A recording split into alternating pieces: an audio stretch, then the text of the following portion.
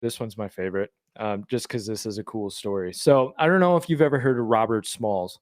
He was a slave who was born in Beaufort, South Carolina. Beaufort. He grew up in, the name of the house was the McKee house. That was the family that owned them. At some points he would even stay out late with his white companions, ignoring the curfew for blacks. So he was pretty close with his family. When he was 12, they moved to Charleston, and he started as a laborer down on the docks. Then he became a rigger, eventually a sailor. During that time, he married another slave. She was a hotel maid. So he tried to buy his family out of slavery, but he failed. At the start of the Civil War, he was a deckhand on a Confederate supply ship. During this time, he learned everything he could about navigating, code, signals, and the mannerisms of even the captain. And on May 13th, 1862, while the officers and crew slept in Charleston, Smalls, 8 men, 5 women, and 3 children sailed the ship out of the harbor. He navigated the ship through 5 checkpoints, offering the correct signals and even the mannerisms of the captain in order to make it seem like it was just the captain sailing out. He headed out to open waters. They sailed towards the Union blockade. And as soon as the crew of the Onward almost fired on this ship, he lowered the Confederate flag, raised up a white flag of surrender.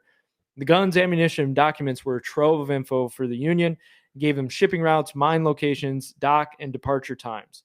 His story became national news, and he was an encouragement to Lincoln to authorize free African Americans to serve in the military. He got a $1,500 cash prize from Congress, went on a speaking tour, and helped recruit blacks for the Union. Rest of the war, he was a spokesperson and a Navy captain on both the Planter and the ironclad ship, the Kukuk. Following the war, he was commissioned as a brigadier general in the South Carolina militia and actually purchased his former owner's house in Beaufort. He even took some of the family in who were destitute that had owned him before. Look at the heart of that. He took in the people who had owned him because they were now destitute. He started a school and a newspaper, a general store, and began a political career. He was elected to both South Carolina House of Reps and State Senate. From 74 to 79, he served in the U.S. House of Reps, but there were partisan accusations of taking a $5,000 bribe. He was convicted in 77, but was pardoned by the governor.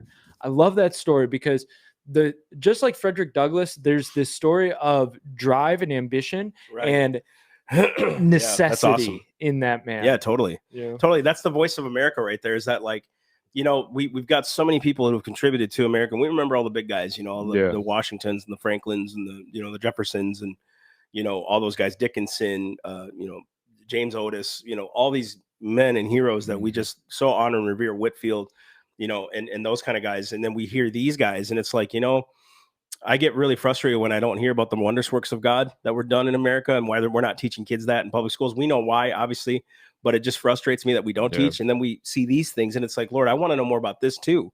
Because if we could teach this just as normal American history, I don't think blacks would feel as repressed as they feel today. Like, why we just kind of peg them in a corner. And I'm not saying anybody does that on purpose or anything like that. It's just what the sentiment is, right? We keep doing this identity politics. They just did it again. The first Chinese American, blah, blah, blah. Or we could just say that dude kicked butt. Thank you for winning. You know what I mean? Like you know, the girl who won this tennis open, I forget, she's like half, I think, I don't know if she's half Chinese, half, I think it's Chinese or Japanese, one of the two. And she's got like black in her as well. And it's like, you know, she's getting one of the first Asians to do it. And it's like, or she's awesome. And she beats Serena Williams. Great at what she does. Yeah. It's like, why do we have to keep doing the identity politics thing? And it's like, if we could keep putting these stories in front of people, especially the kids, like the miracles of God at the time of the founding, dude, I think we would have a different nation. You know what I mean? We wouldn't have to have identity politics. Our identity would be Jesus. Our identity would be salvation in Christ. And we would be worrying about that. And then the identity would be like, what founded those guys' faith, right? If you look at what's happening with a lot of these successful guys, you know, a lot of them are Christians. They're just afraid to say it. And I'm not saying that's right. I'm saying that they're afraid to talk about it because why? You're going to get eviscerated in the media, right? But it's like, man, if we could keep these kind of stories in front of people's faces, man, that would change America. It totally would. You know what I mean? Yeah. Instead of building on this idea of oppression and building on this idea of your victim, like showing the stories of overcoming, right?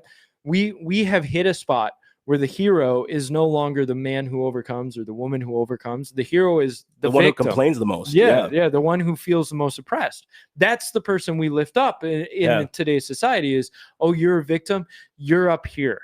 when in reality, the victim's just the first step. You forge a hero out of a victim, right? So first you have the suffering and the trauma. The hero is built through overcoming the suffering. That's and the it. trauma, There you go, right? dude. So the identity, the identity is not the suffering; it's the overcoming of the suffering. Yeah. That's right. That's so good. so That's when good. your Good identity call. is suffering and trauma and tragedy, you never escape it. Yeah, and what you're doing is teaching people that they can't overcome.